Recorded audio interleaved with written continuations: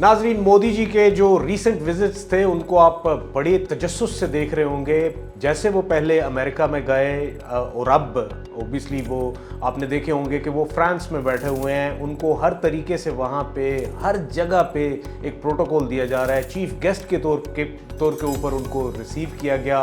और वहाँ पे उनको एक ऐसे माहौल में एवरी डे बिज़ी रखा गया जिससे कि ये लग रहा है कि भारत और फ्रांस के जो आपस में ताल्लुकात हैं वो बहुत ज़्यादा गहरे होते जा रहे हैं। उसके पीछे भी एक वजह है जो कि वीडियो में आगे मैं आपको हर सूरत बताऊंगा और मैं आपको साबित करूंगा कि कैसे मैंने 2021 में 2021 के सितंबर में जो चीज़ मैंने कही थी इंडियन चैनल पे वो होती हुई नज़र आ रही है। लेकिन इससे इम्पोर्टेंट ये है कि जो पिछले मंथ का यूएस का विज़िट था मोदी जी का, उसमें जो चीज़ें होती हुई नज़र आईं उससे ही मैंने बांध लिया था कि आने वाले फ्रांस के विज़िट में मोदी जी जो हैं वो सारी बातें वही करेंगे जो कि 2021 में की जा चुकी थी या भांपी जा चुकी थी कि वो ये सारा कुछ करने को तैयार बैठे हैं। लेकिन सबसे पहले मैं आपको उसी तनाजुर में एक ट्वीट अपना ही जो कि मैंने 25 सितंबर 2021 को किया वो मैं पढ़ के सुनाता हूँ। ये बाय द वे इसमें एक वीडियो टैग की हुई थी जो कि अर्नब गोस्वामी के शो में मैं बैठा था और ये इस हवाले से प्रोग्राम हो रहा था कि UNGA की जो कॉन्फ्रेंस हो रही थी उसमें ऑब्वियसली पाकिस्तान से भी गए थे, इंडिया से भी गए थे, वहाँ पे स्पीचेस हो रही थी और फिर अचानक से मोदी जी की बाइडेन के साथ एक मुलाकात हुई थी जिसके बारे में कि भारत में चर्चा की जा रही थी और उस हवाले से ही ये प्रोग्राम किया गया था और मेरे सामने ये बोस्ट किया जा रहा था इंडियंस की तरफ से कि गालिबन पाकिस्तान तो कहीं नज़र नहीं आ रहा, लेकिन यह है कि भारत ने अपना काम कर दिया है। उस दिन मैंने ये ट्वीट किया था और उनके प्रोग्राम में मैंने बैठ के ये कहा था कि just watch how west is playing an interesting game with India. They want Modi to sign the deal with France that Australia has rejected because of AUKUS. अब ये मैंने क्यों कहा था उस वक्त ताज़ा एक वाक़या हुआ था और वो ये हुआ था कि एक लॉन्ग स्टैंडिंग ऑस्ट्रेलिया के बीच में और फ्रांस के बीच में सबमरीन्स के हवाले से उन्होंने एक पूरी सबमरीन्स की फ्लीट मांगी हुई थी और ये तय पा चुका था और $40 अरब 40 बिलियन डॉलर का ये जो प्रोजेक्ट था वो उनको मिला था, कॉन्ट्रैक्ट मिला था फ्रांस को, जो कि अचानक से ऑस्ट्रेलिया ने निगेट कर दिया। ऑस्ट्रेलिया ने ये कहा कि हमें अब नहीं चाहिए। वो किस तनाजुर में कहा? वो इस तनाजुर में कहा कि ऑकस उनके सामने मौजूद था और ऑकस जो है वो 3 मुल्कों के बीच में है, US, UK और ऑस्ट्रेलिया के बीच में। ये जो मिलिट्री अलायंस है उसका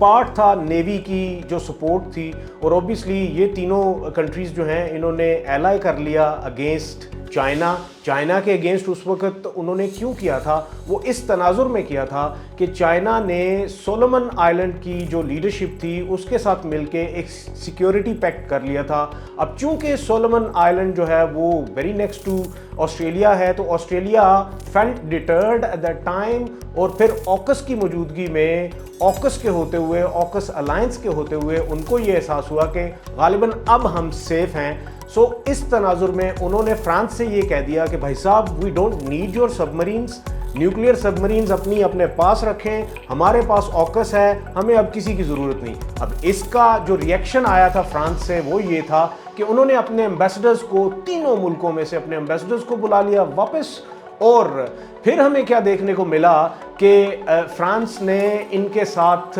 बहुत शदीद अल्फाज में इनको कंडेम किया। लेकिन लेटर ऑन हमें क्या नज़र आता है कि वो जो दोनों मुमालिक थे फ्रांस और ऑस्ट्रेलिया, उनको US ने और UK ने दोबारा से आपस में बिठाया और तस्फिये के लिए कहा, जिसके तनाजुर में उन्होंने ये कहा कि हम हरजाना देने को तैयार हैं। उस वक्त गालिबन उन्होंने $600 मिलियन जो है वो हरजाना भी इसका दिया था ताकि जो हमने कॉन्ट्रैक्ट कैंसिल किया है उसके मुताबिक उसकी जगह पे हम आपको पैसे दे देते हैं, अदरवाइज़ हमें आपकी सबमरीन्स नहीं चाहिए। और उस वक्त ही की बात है कि अमेरिका की तरफ से ये वाइब्स आ रही थी, जिसके तनाजुर में असेसमेंट की गई थी बहुत से थिंक टैंक्स की जानिब से भी, और उसी तनाजुर में मैं भी इन्हीं लाइंस पे सोच रहा था। इसीलिए मैंने इंडियन मीडिया पे ये बात कह दी थी कि अमेरिकन्स ये चाहते हैं कि जो कॉन्ट्रैक्ट और जो डील ऑस्ट्रेलिया ने फ्रांस से तोड़ी है, तो वो फ्रांस से उन्होंने ये कहा था कि भाई बेफिक्र रहो मैक्रोन, ये जो पैसे तुम्हारे तुमने उधर से मारने थे ना, हम इतनी इनसिक्योरिटीज़ क्रिएट कर देंगे इंडिया के लिए कि इंडिया भागा हुआ तुम्हारे पास आएगा, और हम भी उसको यही कहेंगे कि जाओ उसके पास और अपनी नेवी को सेट करने के लिए फ्रांस से जाके मदद मांगो। आज आपको यही होता हुआ नज़र आ रहा है। अगर आज की बात करें तो आपने देखा होगा कि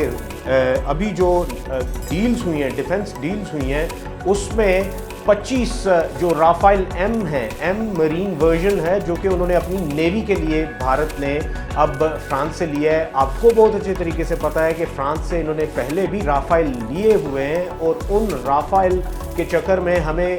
बहुत सी बातें भी सुनने को मिलती हैं, इवन के इंडियन अपोजिशन की जानिब से भी बातें सुनने को मिलती हैं, जिसमें कि क्लियरली कहा जाता है कि शायद मोदी जी या फिर अमित शाह या फिर काफ़ी सारे इनके जो राजनाथ सिंह जी जो हैं, उन्होंने इसमें किकबैक्स रखे हैं और पैसे बनाए हैं खूब। जैसा कि हमें पता है कि पाकिस्तान और इंडिया के बारे में करप्शन के एलिगेशंस तो हर दफ़ा लगते रहते हैं और अपोजिशन पार्टीज़ की तरफ से लगते रहते हैं, लेकिन ये है कि इन सारे एलिगेशंस में भारत के बारे में एलिगेशंस में, खुसूसन राफेल के बारे में एलिगेशंस ऑलरेडी से लगते रहे हैं, और इसमें कुछ हकीकत भी है। लेकिन वो प्रोग्राम किसी और वक्त किया जाएगा, वो मैं फ्यूचर में आने वाले दिनों में उसके ऊपर डिटेल्ड प्रोग्राम भी करूंगा। यहाँ सबसे इम्पोर्टेंट बात यह है कि 25 राफेल एम साइन कर चुका है, मरीन वर्जन जो है वो साइन कर चुका है भारत फ्रांस के साथ, और फिर उसके साथ साथ उन्होंने 3 सबमरीन भी अब उनसे ये कह दिए हैं कि भाई साहब हमें सबमरीन भी दे दो। तो इन टोटल जो हमें नज़र आता है वो गालिबन 6 बिलियन से थोड़ा सा ऊपर पैसे लग चुके हैं मोदी जी के। इसीलिए आपको हर तरफ नज़र आ रहा है कि वो जो बास्टाइल डे मनाया जा रहा है उधर, और उस बास्टाइल डे के बीच में हर तरफ आपको मोदी के ऊपर कैमरे जुड़े हुए नज़र आ रहे हैं। जब आपने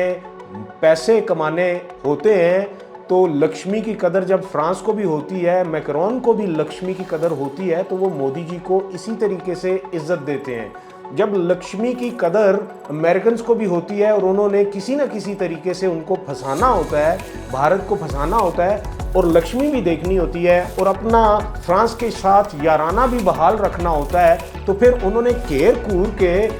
मोदी जी को उधर भेजना होता है। तो इस तनाजुर में फ्रंट स्क्रीन पे आपको हर वक्त मोदी जी नजर आएंगे और हंसते खिलते हुए नजर आएंगे, क्योंकि उनको अखीर प्रोटोकॉल दिया जाएगा, और ये प्रोटोकॉल सिर्फ और सिर्फ इसी तनाजुर में दिया जाता है कि उनके पास आजकल पैसे हैं, और वो पैसे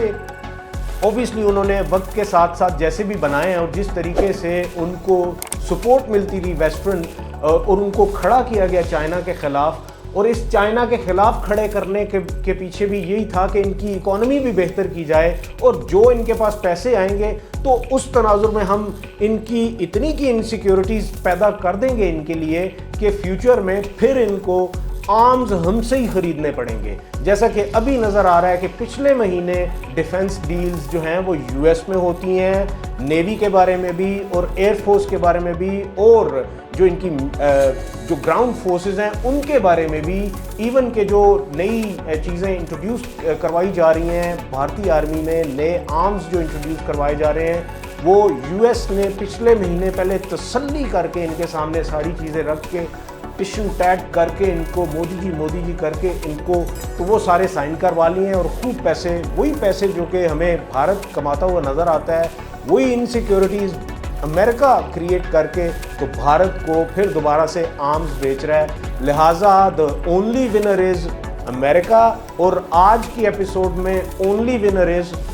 फ्रांस आपको नज़र आता है, जो कि पैसे बना रहा है। वो तो कोई पैसे नहीं बना रहा। अगर मोदी जी की बात की जाए तो वो तो अपने तई हर एक चीज़ करते हुए यही सोच रहे होते हैं कि शायद मैंने भारत को उस जगह पहुंचा दिया है कि जिस जगह अब इसको कोई चैलेंज नहीं कर पाएगा।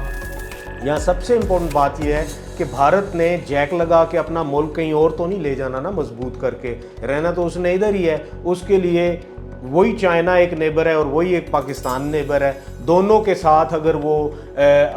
दोनों के खिलाफ अगर वो खड़ा रहेगा और बात करने की कोशिश नहीं करेगा और मामलात को हल करने की कोशिश नहीं करेगा तो चीज़ें तो सिर्फ़ और सिर्फ जंग की तरफ ही जाएंगी। फिर रिजॉल्व्स जो हैं वो तो जंग की तरफ ही जाते हैं, और अगर रिजॉल्व्स की तरफ जाएंगे तो फिर ऑब्वियसली ये जो आर्म्स वगैरह ले रहे हैं ये इस तनाजुर में देखते हैं कि भारत कब तक काउंटर कर सकता है दोनों ममालिक को एक ही वक्त में, खुसूसन उस तनाजुर में जिस तनाजुर में कि पाकिस्तान में चाइना की बहुत ज़्यादा इन्वेस्टमेंट्स हैं सीपैक को लेके, गवादर को लेके। तो उस तनाजुर में हमें तो फ्यूचर में सिर्फ और सिर्फ टू फ्रंट वॉर नज़र आती है। किस्सा मुख्तसर ये है कि अगर हमें इसी समंदर में ऑकस नज़र आता है तो साथ में क्वाड भी नज़र आता है।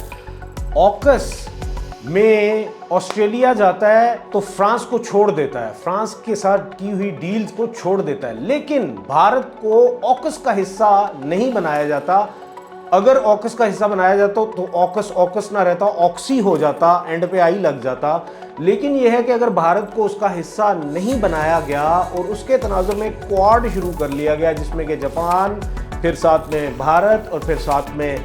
हमें ऑस्ट्रेलिया नज़र आता है और हमें साथ में यूएस नज़र आता है। ये चार ममालिक मिलकर क्वाड बनाते हैं। उनको क्वाड भी बनाया गया लेकिन साथ में ऑकस को उन्होंने मिलिट्री अलायंस रखा, क्वाड को नॉन मिलिट्री अलायंस रखा। उसकी वजह यह है कि एट द सेम टाइम वो इंडिया को ये बावर कर देना चाहते हैं कि भाई साहब इनसिक्योरिटीज़ हैं, तुम्हारे साथ हम बैठेंगे, पुठे सीधे मशवरे भी देंगे, सब कुछ करेंगे, लेकिन ये है कि आर्म्स तुमने अपने ख़रीदने हैं और आर्म्स हमसे ही ख़रीदोगे क्योंकि हमने साउथ चाइना सी के तनाजुर में जो एक्सपेंशंस चाइना सोच के बैठा हुआ है, चाइना जो कि इस तरफ अपनी पेनिट्रेशन चाहता है, उसको काउंटर करने के लिए हमारे पास सारे आर्म्स मौजूद हैं। बेफिक्र रहो, लेकिन ये कि पैसे दो हमें और हम तुम्हें ये सारा कुछ देते हैं। लिहाजा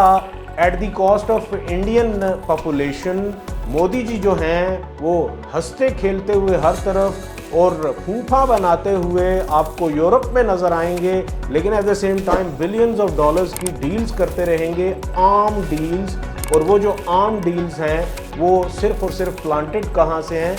अमेरिका से प्लांटेड हैं और ऑब्वियसली फ्रांस जो है वो फैसिलिटेट किया जा रहा है ताकि वो गिले शिकवे जो मैक्रोन ने किए थे उनका अजाला किया जा सके। और इसी तनाजुर में ये है कि भारत को भी बिज़ी रखा जा सके चाइना के ख़िलाफ़, और भारत जो है वो क्रेज़ी मैन की तरह, जैसा कि मोदी हिमसेल्फ हैं, वो क्रेज़ी मैन की तरह बंदूकों पे और आर्म्स के ऊपर ये पैसा खर्चते रहें, अवाम के ऊपर कुछ ना खर्चें। अवाम आज भी वही है जो कि सुबह सुबह मेजॉरिटी ऑफ द पॉपुलेशन लोटा उठा के तो लेटरीन की तलाश में निकल जाती है। वहाँ पे आज भी हमें यही नज़र आता है कि वहाँ पे जो अवाम हैं उनके मसाइल डिफरेंट हैं। अगर विद इन पॉपुलेशंस देखा जाए तो इतनी फॉल्ट लाइंस बन चुकी हैं भारत की कि वो वीक से वीक होता हुआ फ्यूचर में नज़र आता है। ऐसे ही